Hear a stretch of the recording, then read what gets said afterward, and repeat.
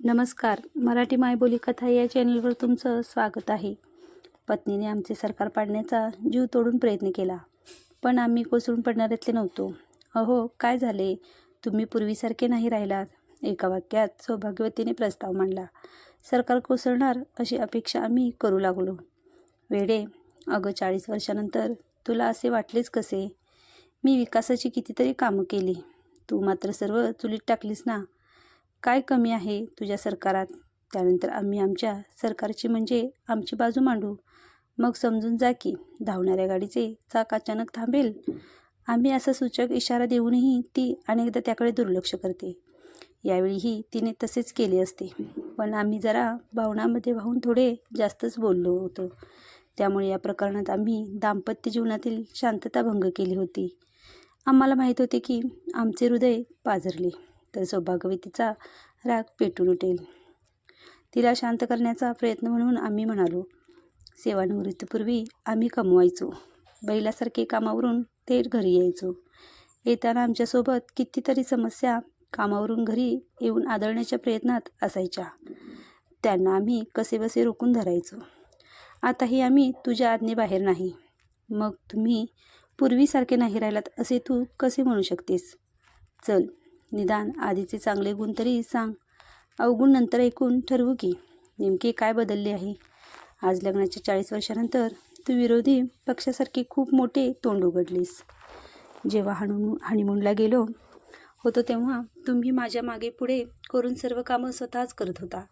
बॅगा घेणे, हॉटेलमध्ये काही मागण्यापूर्वी माझी आवड विचारणे, शॉपिंग मॉलमधून मी केलेल्या खरेदीचे भरभरून कौतुक करणे. वेणू, तुझी पसंत खूपच सुंदर आहे असे कौतुकाने बोलणे. मी भारावून जायचे.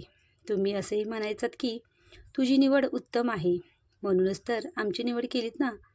सगळे पुरुष लग्न झाल्यावर सुरुवातीला असेच वागतात का?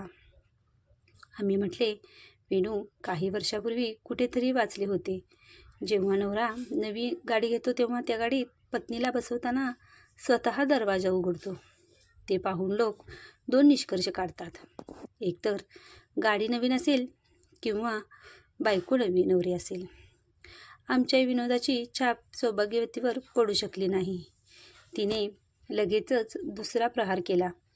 अहो, लग्नानंतर सुरुवातीला तुमची परिस्थिती आपल्या राज्यासारखी होती. चांगले कपडे घालायची तुम्हाला माहिती नव्हती. साधी खाण्याची चव कळत नव्हती. मी फक्त खाण्याची चव म्हणाली. पिण्याची चव तर तुम्ही तुमच्या मित्रासोबत सुरुवातीपासूनच चाकत होता. मी तुमच्या खाण्यापिण्याकडे लक्ष दिले नसते तर भोपळ्यासारखे फुगला असता.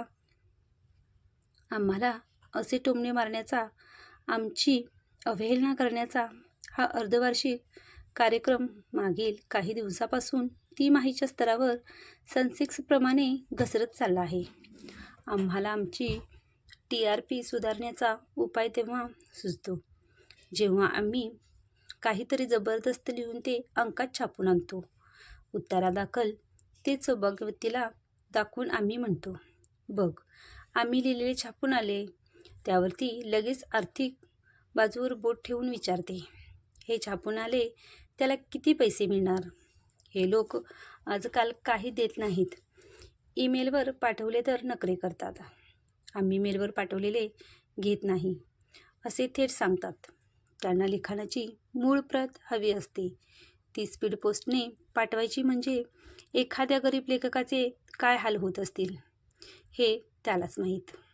मी बघत आले, जेव्हा कधी मी रागाला वाट मोकळी करून देते तेव्हा तुम्ही तुमच्या साहित्यिक प्रवासाला निघून जाता किंवा यात साहित्याची ढाल बनवून लढण्यासाठी उभे राहता. साहित्यिक शब्दात बोलायला मलाही येते, पण रांधावाडा उष्टी काढण्याच्या कामात ते शब्द चपातीसारखे गोल होऊन फुगतात. तर मी सांगत होते, आजकाल तुम्ही बदलला आहात. ती पुन्हा मूळ मुद्द्यावर आली. वयाची 60 म्हणजे स्वतःमध्ये बदल करण्याची वेळ. सेवानिवृत्तीनंतरच्या फक्त 6 महिन्यामध्ये अशी अवस्था. घरात आळशासारखे बसून फुकटची बडबड. आता देवच जाणे पुढे काय होणार. अरे देवा, धाव रे आता.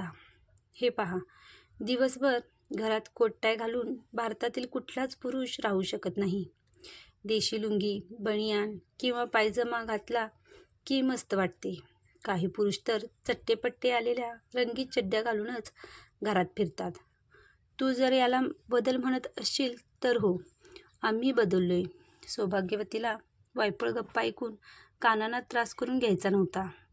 त्यामुळे तिने शेवटचे हत्यार म्हणजे जणू ब्रह्मास्त्र बाहेर काढले. रागाने विचारले, आजची तारीख किती? मी अगदी सहजपणे सांगितले, 6 ऑगस्ट. कालच तर बँकेत जाऊन घर खर्चासाठी लागणारे पैसे काढून तुला दिले होते ना. बुद्धीला चालना देत मी आठवून सांगितले. ती दातकोट चावत रागाने म्हणाली, नुसतीच 6 ऑगस्ट. मग काल किती होती? मी निरागसपणे म्हटले, 1 दिवस आधी म्हणजे 5 ऑगस्ट असेल ना.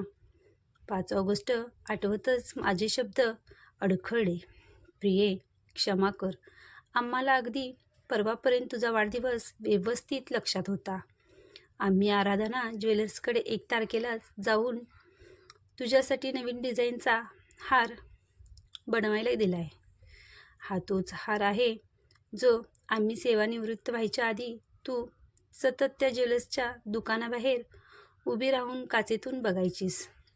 त्याचवेळी आम्ही स्वतःशीच निर्धार केला होता की सेवानिवृत्त झाल्यानंतरच्या तुझ्या पहिल्या वाढदिवसाला आम्ही तुला तोच हार भेट देऊ. सौभाग्यवतीच्या निराश चेहऱ्यावर थोडासा आत्मविश्वास झळकला. ती आमच्या पाया पडण्यासाठी वाकली. आम्ही तिचा हात धरून तिला छानसे आलिंगन दिले. प्रेमाने विचारले, दर वाढदिवसाला आमच्या पाया पडतेस, मग काल काय झाले होते? जर पाया पडली असतीस तर आमच्या चटकन लक्षात आले असते.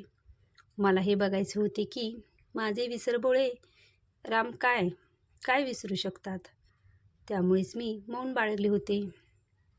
तुम्हाला आठवण व्हावी म्हणून बरेच प्रयत्न केले, पण तुम्ही तुमच्याच विश्वात हरवलेले असता. चला ज्वेलर्सकडे जाऊया. नाहीतर मी निघायची तयारी करत म्हटले. मुलांनी शुभेच्छा दिल्या होत्या. सौभाग्यवतीचा आनंदाने फुललेला चेहरा अचानक कोमेजला. ती निराशपणे म्हणाली, आजकाल सर्व स्वतःच्याच जगात मग्न असतात. माहिती नाही त्यांच्या लक्षात असेल का? आम्ही म्हटले, काही हरकत नाही. आमच्याप्रमाणे तीही विसरली असतील. आज तू तुला जे काही आवडते ते सर्व खरेदी कर. आम्ही सोबत ATM कार्ड घेतले आहे. बाहेरूनच जेवून येऊया. सौभाग्यवती शांतपणे आमच्यासोबत निघाल्या. आम्हाला असे वाटले की जणू आम्ही जिंकलो. अविश्वास प्रस्तावाने अखेरचा श्वास घेतला. ही माझी कथा तुम्हाला कशी वाटली हे मला कमेंटमध्ये नक्कीच सांगा. आणि माझ्या चॅनलला लाईक करा, शेअर करा, सबस्क्राईब करा.